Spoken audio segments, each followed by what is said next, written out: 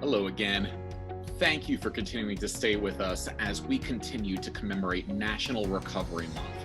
Each and every single day, we're talking about how to support a person in your life who you know and love, who has a substance use disorder or is in early recovery. Check out day 22 of our 30-part series.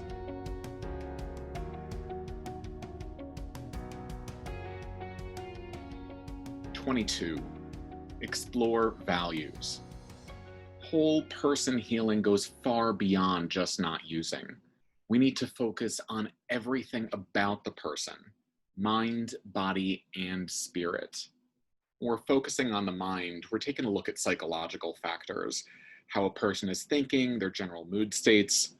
When we focus on body, we're talking about sleep hygiene, nutrition, exercise. Very rarely do we think about the matters of spirit.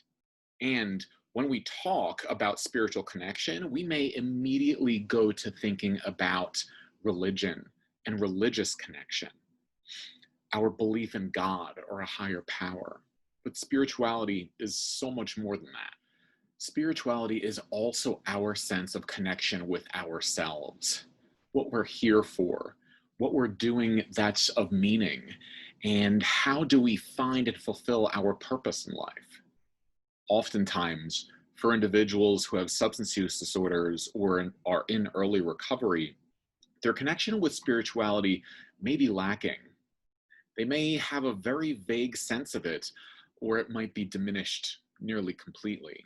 Without clarity on what's important to them, their values, they may feel lost and struggle to find motivation to make some much needed changes in their lives. How do you support a person in your life who has a substance use disorder? Explore values. As we start to dive into this topic, I do just want to identify really quickly what values are. Values are items of importance in our lives that bring joy and meaning and a sense of fulfillment.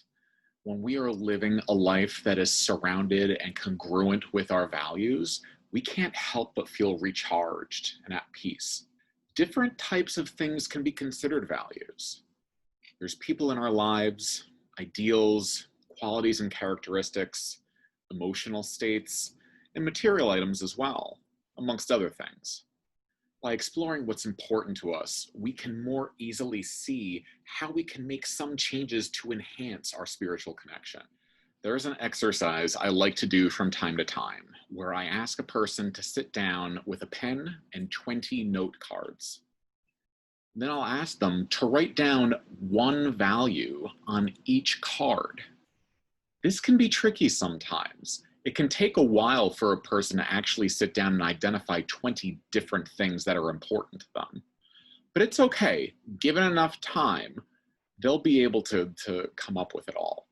I only ask them to do this after we've been able to sit down and talk about what values are and give some textbook examples just to make sure that they have the right type of idea in mind.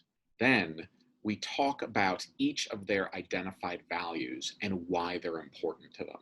Once we've been able to sort through what's really important in life, we work through a process of prioritizing these values.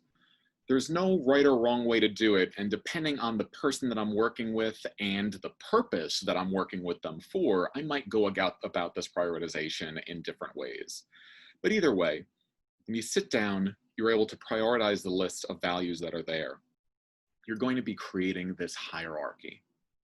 Once this hierarchy has been created, we take a look at where the person feels fulfilled and where they feel like they are lacking. More often than not, people who have substance use disorders or in early recovery may feel that there's a lot of these things that are missing in their lives. This makes sense. This is why the person may be using substances in the first place. Addiction creates disconnection. When we're disconnected, we continue to do things that further disconnect us. This is part of the cycle that goes on during active substance use. This disconnection is not just from people, it's from their values. And some people in their lives may be values as well.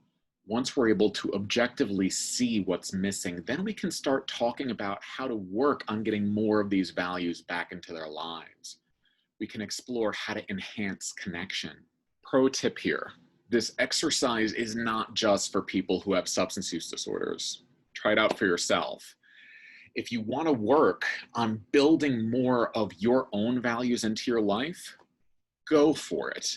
This is probably going to be an awesome point for you and your loved one with a substance use disorder to be able to connect, working on your own recovery just the same way that they are working on their own recovery. This can be a very, very valuable means of connection, which is desperately needed in the life of a person with an active substance use disorder or an early recovery. To quote a frequented TED Talk by Johann Hari, the opposite of addiction is connection. Help your loved one get connected with spirituality by exploring their values.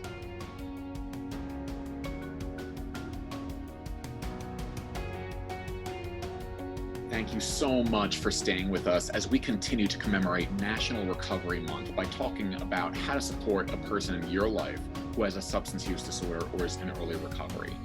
If you liked what you saw, please do click that like and subscribe and ring the bell so you can get notifications for more videos that come up in this series or on this channel in general. And please do share this video with others that you think may benefit from the information. Paul here from New Jersey Recovery and Wellness. Thank you so much. We'll catch you next time.